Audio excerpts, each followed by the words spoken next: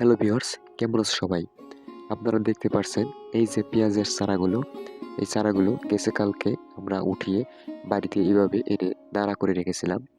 আজকে এই চারাগুলো নিয়ে যাব আমাদের পেঁয়াজের জমিতে লাগানোর জন্য নেয়ার আগে আমাদের এই পেঁয়াজের চারা থেকে পরিমাণ মতো রেখে বাড়তি অংশ মাথা থেকে কেটে ফেলে দেয়া হবে।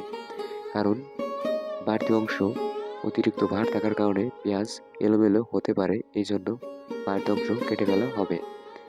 আপনারা দেখতে পাচ্ছেন আমরা পেঁয়াজের জমিতে এসে পেঁয়াজ লাগানো শুরু করে দিয়েছি। পেঁয়াজ লাগানোর জন্য প্রথমত দরকার বিলি। আপনারা দেখতে পাচ্ছেন হাতে যে বাঁশের যন্ত্র, এটাকে আমাদের আঞ্চলিক ভাষায় নাঙ্গল বলে। এই নাঙ্গল দিয়ে প্রথমে বিলি কেটে তারপর বিলি দিয়ে সিরিয়ালভাবে পেঁয়াজের চারাগুলো লাগানো হয়।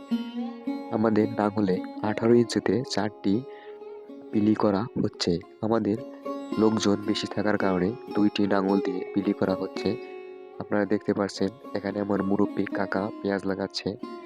আমাদের পেঁয়াজের একটি গাছ থেকে আরেকটি গাছের দূরত্ব 4 থেকে 5 ইঞ্চি পর পর পেঁয়াজগুলো লাগানো হচ্ছে। আমরা এখন যে পেঁয়াজের জাতটি লাগাচ্ছি এটি হচ্ছে লাল তীর আমেরিকান কিং বলতে এই চারাগুলো যে বীজ থেকে তৈরি করা হয়েছে ওই বীজগুলো আমেরিকা থেকে এসেছে এবং এটি অধিক ফলনশীল বীজ।